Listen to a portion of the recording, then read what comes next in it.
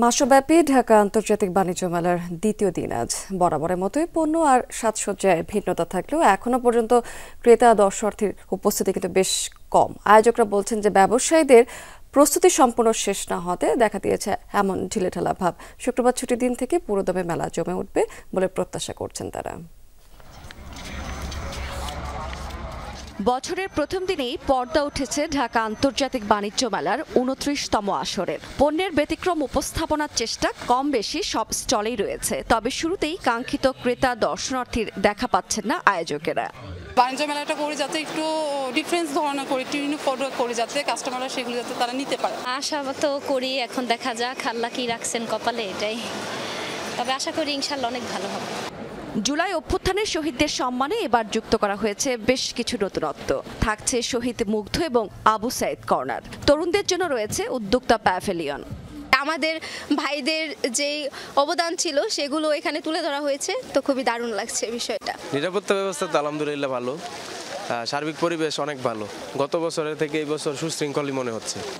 Jamuna electronic and automobile নতুন মডেলের motorcycle নিয়ে হাজির হয়েছে এবারের মেলায়। ১০০ ইঞ্চির টেলিভিশন, টেম্পার গ্লাসের রেফ্রিজারেটর সহ ঘর গৃহস্থালির দরকারি পণ্য মিলবে এক ছাদের নিচে। শুরু থেকেই এবার তারা দিচ্ছেন বিশেষ মূল্য ছাড়, পাশাপাশি হস্তশিল্পের পণ্যেও ব্যতিক্রম দেখা গেছে এবারের আসরে।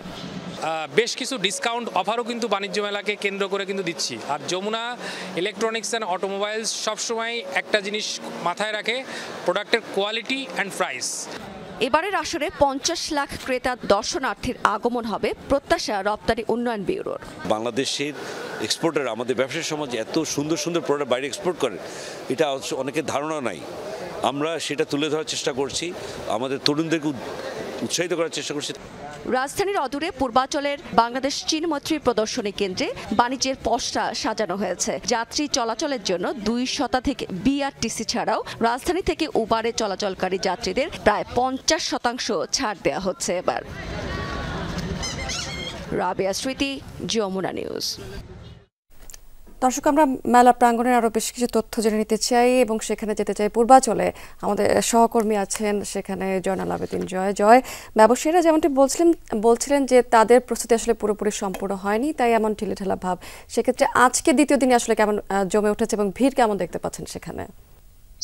ঢাকা আন্তর্জাতিক বাণিজ্য মেলার ২৯তম আসরের আজ দ্বিতীয় দিন। আপনি জানেন গতকাল ১লা জানুয়ারি শুরু হয়েছে ঢাকা আন্তর্জাতিক বাণিজ্য মেলা এবং মাননীয় প্রধান উপদেষ্টা ডক্টর মোহাম্মদ ইউনূস মেলাটি উদ্বোধন করেন। আমরা অতীতে যেটা দেখেছি, মেলার শুরুতে প্রথম সপ্তাহটা কিন্তু ভিড় খানিকটা বাটা পড়ে।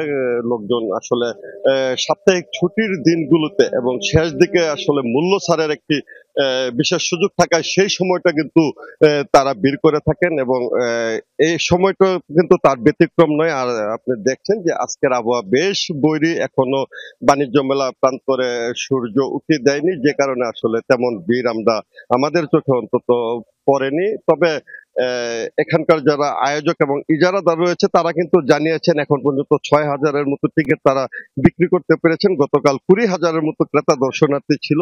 আজকে তারা আশা করছেন যে সপ্তাহের শেষ কর্মদিবস হওয়াতে কিন্তু বিকেলের দিকে ক্রেতা দর্শনার্থীদের ভিড় আরো কিছুটা বাড়বে এবং দিন শেষে তারা ৫০ থেকে ৬০,০০০ ক্রেতা দর্শনার্থীরা আজকের দিনে প্রত্যাশা করছেন। আর আপনাকে একটু জানিয়ে রাখি, এবার আয়োজকেরা কিন্তু আসলে ৫০ লক্ষ ক্রেতা দর্শনার্থীর টার্গেট নিয়ে এবার সবকিছু সাজিয়েছেন, গুছিয়েছেন এবং আয়োজকরা আমাদের জানিয়েছেন ৩টি বিষয়ের উপর তারা কিন্তু এবার বেশ গুরুত্ব দিয়েছেন।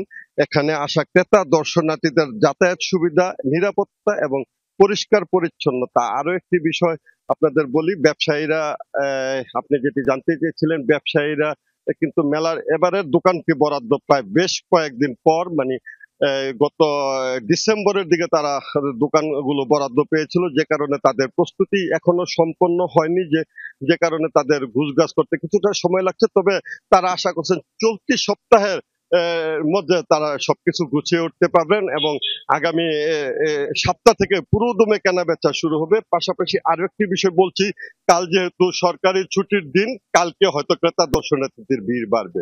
স্মৃতি, নিশ্চয়ই, অনেক ধন্যবাদ জয় আপনাকে।